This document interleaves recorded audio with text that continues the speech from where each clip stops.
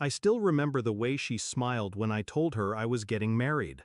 That tilt of her head, the faint squeeze of my hand, like she was happy for me. I know now it wasn't joy, it was calculation.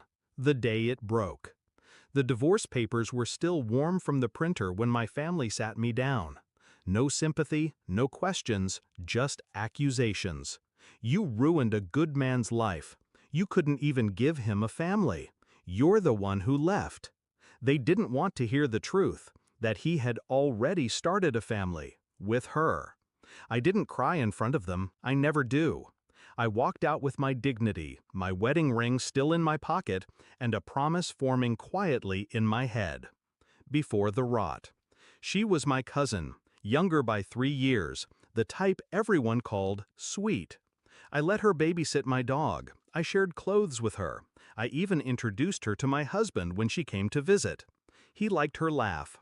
I thought nothing of it. He was mine. She was family. The cracks. It started small. He began working late, smelling faintly of perfume I didn't own. Then the sudden silences when I entered a room. The flick of her eyes when we saw each other at family gatherings. My gut whispered, but I silenced it.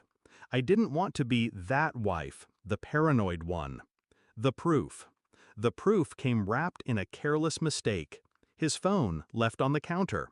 A text preview lighting the screen. She's kicking again, wish you were here. The name above it wasn't saved as hers. It was S. But I knew the way she typed. No punctuation, just breathless updates. She was 6 months pregnant. The break. I didn't scream. I didn't demand answers. I looked at him over dinner that night and thought, you'll hang yourself without me lifting a finger. The next week, I filed for divorce. Clean. No shouting match, no public scene.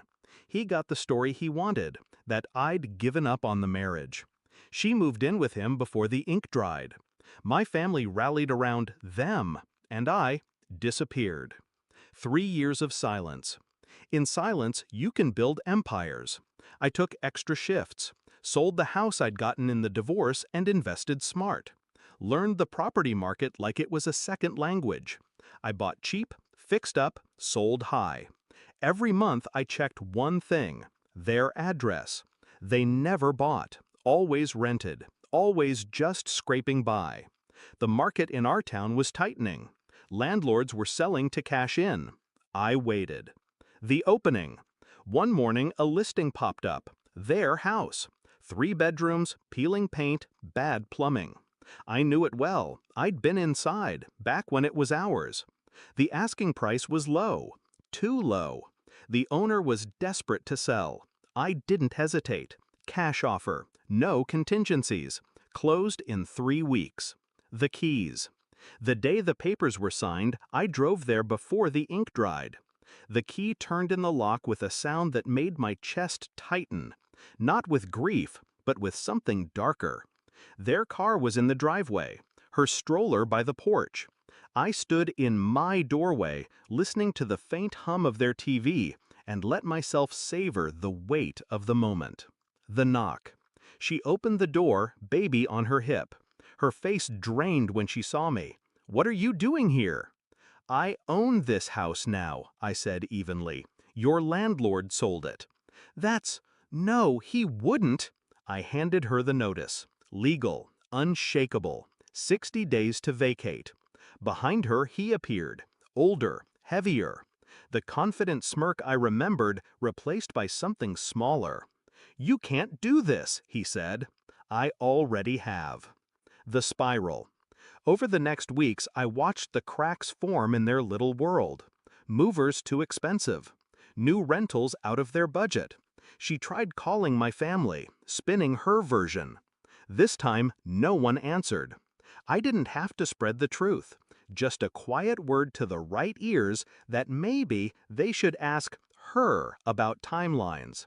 Secrets have a way of rotting from the inside. The last day. On their final day, I arrived early. The house was stripped bare. Their child fussed in the car while they loaded the last boxes. She wouldn't look at me. He did. "I loved you once," he said. like it was some olive branch. I stepped closer. And I loved myself enough to bury you with a pen instead of a knife. The roof. That night, I walked through the empty rooms. The walls still held faint outlines where their pictures had hung. I opened the windows, let the air clear. This house was mine again. Not because I wanted to live in it, but because owning it meant I owned the ground they once stood on.